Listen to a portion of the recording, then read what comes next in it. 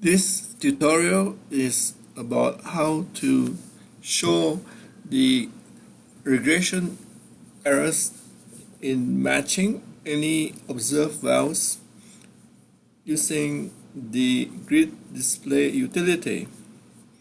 We have seen how to produce reports and tables with also graphs of the well errors during history matching. But it's also useful to see on an aerial basis the position of wells that have the errors and how those errors change with time as a function of flood fronts going through the model. So on the Revelations Master, when we run the case, I'm going to choose the case that I've been using in previous tutorials. I'm going to show you the tried cases. And in the tried cases, we have been computing the objective function as number of regression parameters. So we want to choose the cases where we have improved the objective function, and these are usually in tried cases marked with a yellow bar showing the improvement in the objective function as we find our way down to a better and better match. And if I find one here, I think this may be the last one down here, this one here. Typically when we run these cases, we try to reduce all the, remove all the intermediate files just to keep our noses clean, to reduce the amount of disk storage that we have used for the large number of revelation runs. So unfortunately then sometimes we would have to rerun these selected cases in order to get the intermediate well files and BLK files that are used in the grid display utility.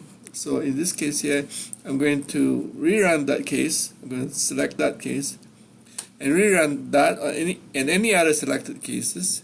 I'm going to run that, and it's going to run these cases and run them, and it's going to take a couple of minutes. I'll pause for right now and come back to it. I'm resuming after a few minutes, and when the reruns are finished, I get this message box telling me that they've completed, and I say okay to that, and I don't need to keep revelations up anymore. So I'm going to close the form. I'm going to close that and go now to the 2D 3D grid display utility.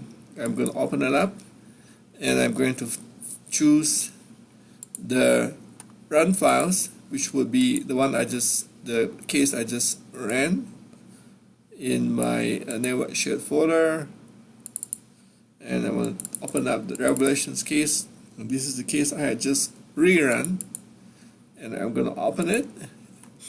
I'm going to open up a window, and typically I may open up, say, a water saturation window if I'm going to track my water rate cumulative, and open up a time, 90 days for example. And it may be helpful to open another window, for example, the window for a pressure map.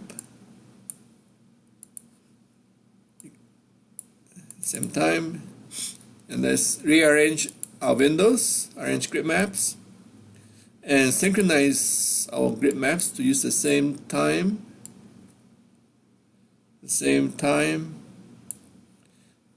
Always. So let me say choose a time like this, 1389, or control next time. Now with revelations, we have added a new menu item, and when we click on it, it allows us to read an op file. The op file contains the results of the regression analysis, the matches of the observed data with the calculated results, and we will have to read the op file. This op file would be exactly the same name as this, with extension .opt. Once we read the op file, we are prompted to choose the display error type and display error time. So now we can choose the error type. The error type would be the sum of all the incremental errors, sum of all cumulative errors, the oil rate, water rate, cum rate, gas rate, all the variables, if they are available in the file, the incremental and the cumulative errors. So in this case, I'm going to try to show the water rate cumulative error for the historical, well, for the values of historical data. Choose the time. Now, my observed times, where I have my observation well rates or pressures, may not be the same as the output time in the simulator. So we may have to get the nearest observed time corresponding to this time, if any.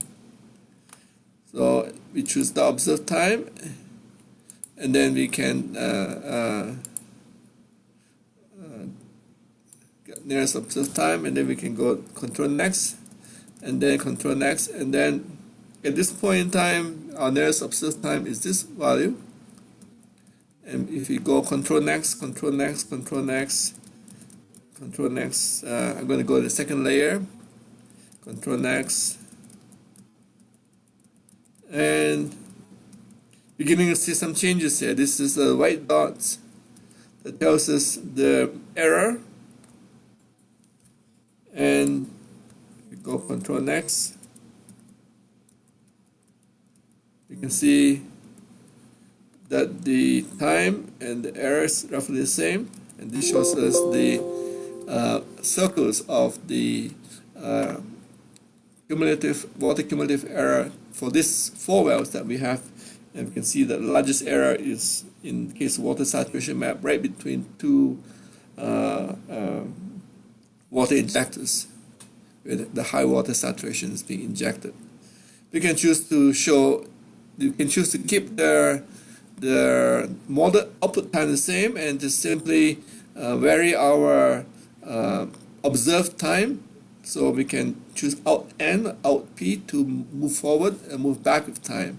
I'm going to move back right now for now, out P, out P.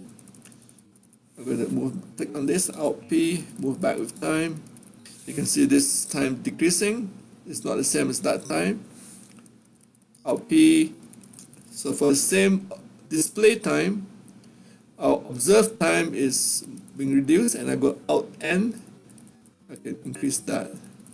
And I can also change the error color from white to maybe a color that's not here in this palette, let's say a yellow color. And I can also change the size of the circle to be, say, twice the size, 100 instead of 50. And then do it out and out and. So this allows us to modify the color or the size of the bubbles, and this shows you where the largest errors are as a function of time. It helps you to understand what's happening in the reservoir to result in those calculated errors not matching the observed data. Thank you for your attention.